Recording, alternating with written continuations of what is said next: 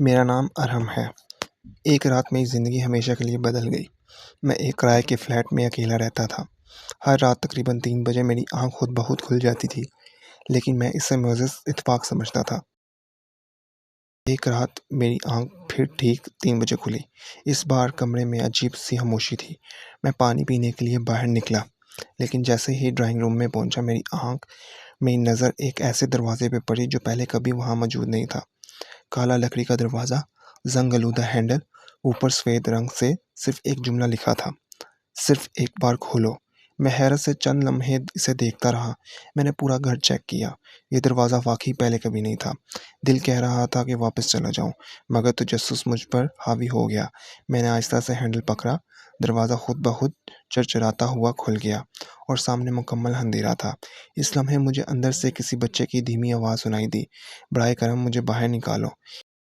میرے قدم وہیں جم گئے۔ اندر مکمل اندھیرا تھا، مگر اس بچے کی آواز اب پہلے سے زیادہ واضح سنائی دے رہی تھی: براہ کرم جلدی کرو، وہ جاگنے والا ہے۔ میں نے موبائل کی ٹارچ آن کی۔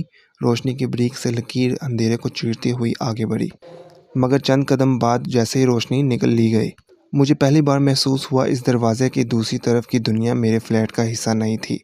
میں نے ہمت کر کے ایک قدم اندر رکھا، پھر دوسرا۔ جیسے ہی میں نے مکمل اندر داخل ہوا، دھڑم، میرے پیچھے سے دروازہ خود بخود بند ہو گیا۔ میں گھبرا کر فوراً پلٹا، ہینڈل گھمایا، زور لگایا، مگر دروازہ جیسے پتھر کا بن چکا تھا۔ اب واپسی کا کوئی راستہ نہیں تھا۔ میں نے گہرا سانس لیا اور آگے بڑھنا لگا۔ چند قدم چلنے کے بعد راہداری شروع ہو گئی۔ یہ راہداری غیر معمولی حد تک لمبی تھی۔ دونوں طرف پرانے لکڑی کے دروازے تھے۔ ہر دروازے پہ ایک نمبر لکھا ہوا تھا: 1 2 3 4، لیکن 5 نمبر والا دروازہ غائب تھا۔ اس کی جگہ صرف ایک سیاہ دیوار تھی۔ میں ابھی یہ سوچ ہی رہا تھا کہ پیچھے سے وہی بچے کی آواز دوبارہ آئی: ادھر۔ میں نے ٹارچ گھمائی۔ ایک چھوٹا سا لڑکا راہداری کے آخر میں کھڑا تھا۔ اس نے سفید کپڑے پہن رکھے تھے، چہرہ بالوں سے چھپا ہوا تھا۔ میں آہستہ آہستہ اس کے قریب گیا۔ تم کون ہو؟ اس نے فوراً جواب نہیں دیا، صرف اتنا کہا: تم دیر سے آئے ہو۔ اگر 5 منٹ اور دیر ہو جاتی تو میں ہمیشہ کے لیے غائب ہو جاتا۔ میں کچھ سمجھ نہ سکا۔ تم یہاں کیوں قید ہو؟ اس نے میری طرف دیکھا۔ اس کی آنکھوں میں عجیب سی اداسی تھی۔ میں قید نہیں ہوں، میں راستہ ہوں۔ اس کا جواب میری سمجھ سے باہر تھا۔ اس لمحے پورا فرش ہلنے لگا، جیسے بہت بڑی چیز ہماری طرف آ رہی ہو۔ ٹھک ٹھک ٹھک۔ ہر قدم کے ساتھ راہداری کی لائٹ ایک لمحے کے لیے بجھتی، پھر جلتی۔ بچے کا چہرہ زرد پڑ گیا۔ اس نے میرا ہاتھ مضبوطی سے پکڑ لیا: خاموش رہنا۔ اگر اس نے تمہارا نام سن لیا تو تم کبھی واپس نہیں جا سکو گے۔ میں کچھ پوچھنا چاہتا تھا، مگر اچانک راہداری کے دوسرے سرے میں ایک لمبا سا سیاہ نمودار ہوا۔ اس کا قد چھت کو چھو رہا تھا۔ اس کے ہاتھ غیر معمولی طور پر لمبے تھے۔ وہ آہستہ آہستہ ہماری طرف بڑھ رہا تھا۔ میں نے موبائل کی ٹارچ اس کی طرف کی۔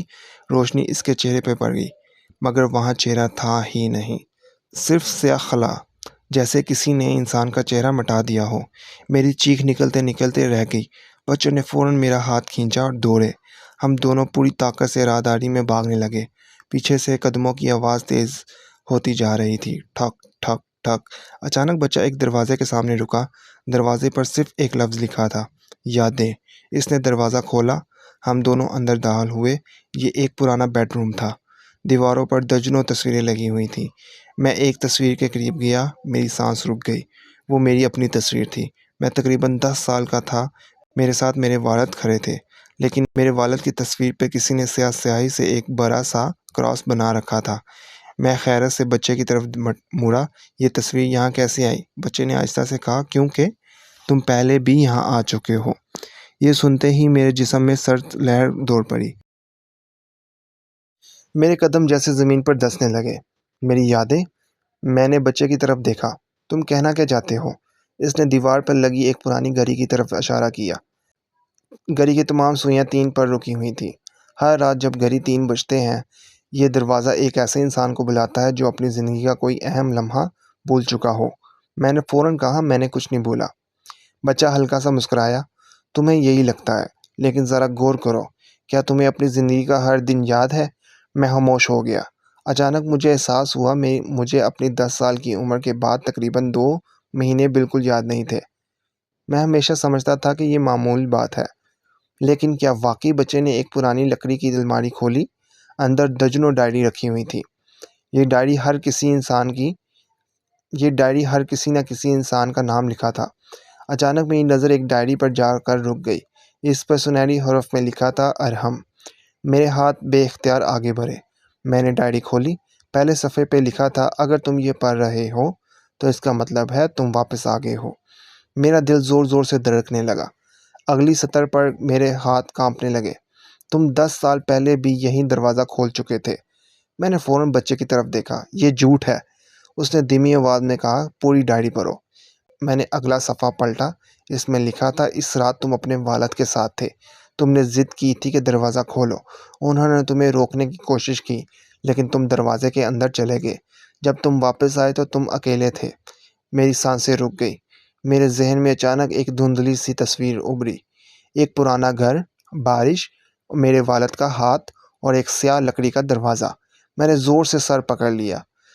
سر میں شدید درد شروع ہو گئی۔ اس لمحے پوری عمارت ہلنے لگی۔ ٹھک ٹھک ٹھک۔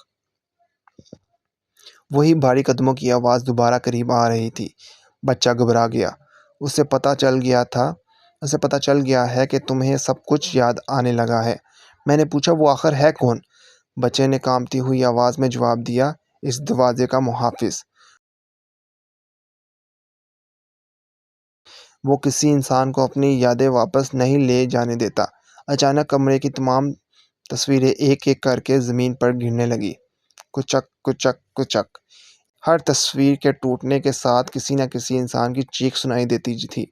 میں نے خوف سے پیچھے ہٹنا چاہا لیکن اس لمحے کمرے کی آخری دیوار آہستہ آہستہ کھلنے لگی۔ دیوار کے پیچھے ایک چھوٹا سا کمرہ تھا۔ کمرے کے درمیان ایک پرانی لکڑی کی کرسی رکھی تھی۔ اس کرسی پر ایک آدمی بیٹھا تھا۔ اس کے دونوں ہاتھوں زنجیروں میں بندھے ہوئے تھے۔ اس کا سر جھکا ہوا تھا۔ میں آہستہ آہستہ اس کے قریب گیا۔ جیسے ہی وہ میرے بالکل سامنے آیا اس نے آہستہ سے اپنا سر اٹھایا۔ میرے قدم لہرا گئے۔ وہ آدمی کوئی اجنبی نہیں، وہ میرے والد تھے۔ میرے جسم سے جیسے جان نکل گئی۔ ابو! میرے ہونٹ کانپ رہے تھے۔ میں دوڑ کے ان کے قریب پہنچا۔ ان کے ہاتھ موٹی لوہے کی زنجیروں سے بندھے ہوئے تھے۔ چہرہ کمزور تھا مگر آنکھیں وہی تھیں۔ وہی آنکھیں جنہیں میں نے 10 سال پہلے آخر بار دیکھا تھا۔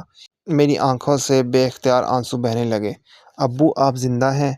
انہوں نے ہلکی سی مسکراہٹ دی۔ ہاں بیٹا، لیکن زیادہ دیر تک نہیں۔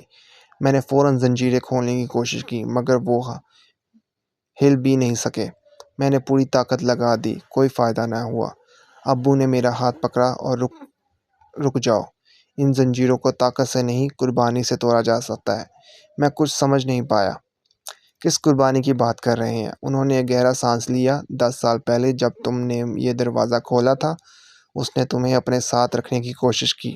میں نے تمہیں بچانے کے لیے اپنی جگہ خود کو قید کر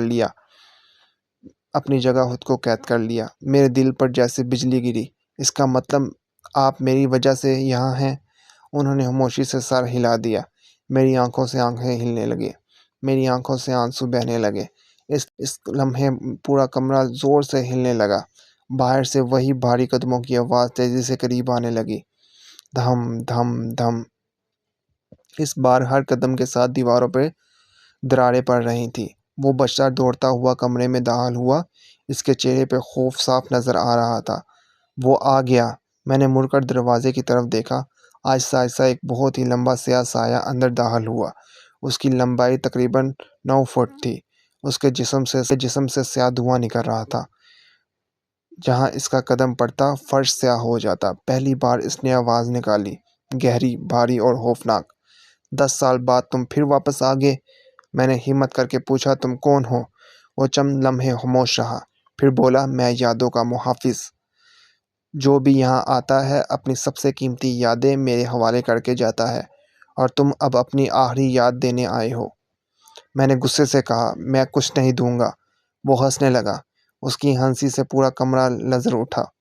تمہارے والد نے بھی یہی کہا تھا، پھر انہوں نے تمہیں بچانے کے لیے اپنی پوری زندگی کی یادیں مجھے دے دیں۔ میں حیرت سے ابو کی طرف دیکھنے لگا۔ انہوں نے نظریں جھکا لیں۔ اب مجھے سمجھ آیا، جب میں بچپن میں انہیں ڈھونڈتا تھا تو کسی کو کوئی سراغ کیوں نہیں ملا۔ وہ اس دروازے کے پیچھے قید تھے۔ میں نے ابو کا ہاتھ مضبوطی سے پکڑ لیا۔ میں آپ کو یہاں سے چھوڑ کر نہیں جاؤں گا۔ انہوں نے فوراً انکار پر سر ہلایا۔ اگر تم بھی رک گئے تو یہ دروازہ کبھی بند نہیں ہوگا۔ اس لمحے بچے نے زور سے چیخ ماری، گھڑی! میں نے مڑ کر دیکھا، کمرے کے درمیان رکھی ہوئی پرانی گھڑی پہلی بار چلنے لگی۔ ٹک ٹک ٹک! اس کی سوئیاں آہستہ آہستہ 3:01 کی طرف بڑھ رہی تھیں۔ بچے نے گھبرا کر کہا، جب سوئیاں 3:01 پر پہنچ جائیں گی یہ دروازہ ہمیشہ کے لیے بند ہو جائے گا، لیکن اس کے اندر موجود ایک شخص ہمیشہ کے لیے یہیں رہ جائے گا۔ کمرے میں خاموشی چھا گئی۔ میرے سامنے صرف دو راستے تھے، یا تو میں اپنے والد کو بچاؤں اور خود ہمیشہ کے لیے اس پراسرار دنیا میں قید ہو جاؤں، یا اپنے والد کو وہیں۔ گھڑی کی سوئی آہستہ آہستہ 3:01 کے قریب پہنچ رہی تھی۔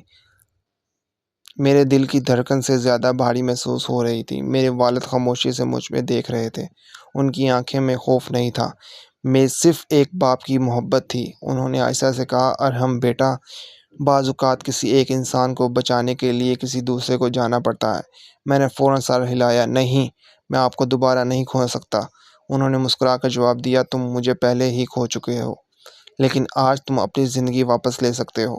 میری آنکھوں سے آنسو مسلسل بہہ رہے تھے، میں کچھ بھی سمجھ نہیں پا رہا تھا۔ اس لمحے وہ بچہ میرے قریب آیا، اس نے میری کلائی پکڑی۔ پہلی بار میں نے اس کے ہاتھ کو غور سے دیکھا۔ اس کی کلائی پہ ایک چھوٹا سا نشان تھا، بالکل ویسا ہی نشان جیسے میرے بچپن میں تھا۔ میں حیرت سے اس کی طرف دیکھنے لگا۔ تم کون ہو؟ وہ اداس مسکرایا، میں تمہارا وہ بچپن ہوں جو اس دروازے کے پیچھے رہ گیا تھا۔ میرے جسم پر سنسنی دوڑ گئی، اس لیے مجھے اپنی زندگی کے وہ 2 لمحے کبھی یاد نہیں تھے۔ میرا ایک حصہ یہیں قید رہ گیا تھا۔ بچے نے آہستہ سے کہا، اگر تم مجھے ساتھ لے گئے تو یہ دروازہ ہمیشہ کے لیے بند ہو جائے گا، لیکن اس کے لیے کسی ایک کو یہیں رہنا ہوگا۔ میں نے اپنے والد کی طرف دیکھا، انہوں نے خاموشی سے انکار میں سر ہلایا، نہیں، اس بار میری باری ختم ہو چکی ہے، اب تمہاری نہیں آئے گی۔ یہ کہتے ہوئے انہوں نے اپنی جیب سے چابی نکالی۔ میں حیران رہ گیا، یہ چابی؟ انہوں نے جواب دیا، میں حیران رہ گیا، یہ چابی؟ انہوں نے جواب دیا، یہ زنجیروں کی نہیں، اس دروازے کی ہے۔ انہوں نے پوری طاقت سے چابی میری طرف پھینک دی۔ میں نے اسے پکڑ لیا۔ اگلے ہی لمحے سیاہ سایہ غصے میں چیختا ہوا پورا کمرہ لرزاتا ہوا چیخا، پورا کمرہ لرز اٹھا، نہیں، اگر دروازہ بند ہو گیا تو میں ہمیشہ کے لیے ختم ہو جاؤں گا۔ وہ بجلی کی رفتار سے میری طرف لپکا۔ میں دوڑ کر مرکزی دروازے تک پہنچا۔ دروازے میں ایک پرانا زنگ آلودہ تالا لگا ہوا تھا۔ میں نے کانپتے ہاتھوں سے چابی اس میں ڈالی۔ بچے سے سایہ صرف چند قدم کے فاصلے پر تھا۔ گھڑی کی سوئی 3:01 پر پہنچنے ہی والی تھی۔